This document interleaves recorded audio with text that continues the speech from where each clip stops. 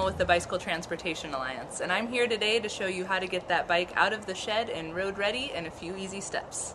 Once you get your bike out of the shed, there's 5 easy steps you can do to make sure that your bike is road ready. The first is we're going to check the tire pressure. You can start out just by giving your tire a squeeze, and if it's squishy, you want to get some more air in there. Now we're going to pump up our tire to the maximum PSI that's written on our sidewall here.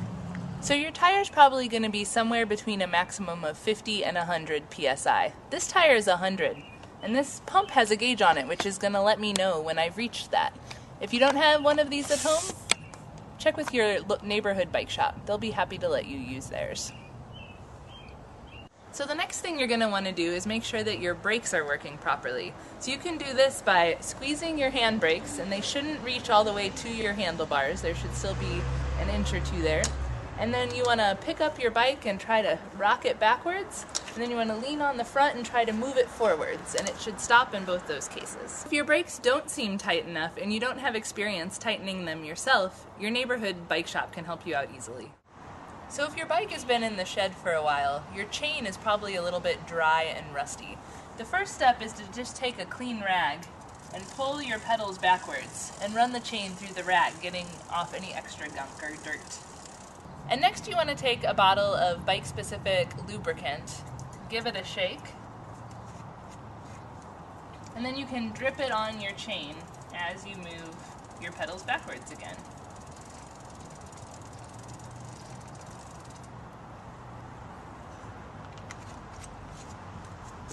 So once you have that good and on your pedals, your last step is to take your rag and wipe off any of the excess grease. Now, as long as your chain is running smoothly, you're ready to go.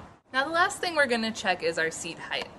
You want to make sure that if you're standing next to your bike, your seat is right at about the same height as your hip bones. If it's too high or too low, you can adjust it. Your bike might have one of these quick release levers on it. If you have one of these, you can just open it, turn it, and move your seat where you need to put it. If you don't have a quick release lever, you can use a crescent wrench. Now that you've checked your tires, your brakes, your chain, and your seat height, your bike should be ready to go. With lights, lock, and a helmet, you'll be ready to go too.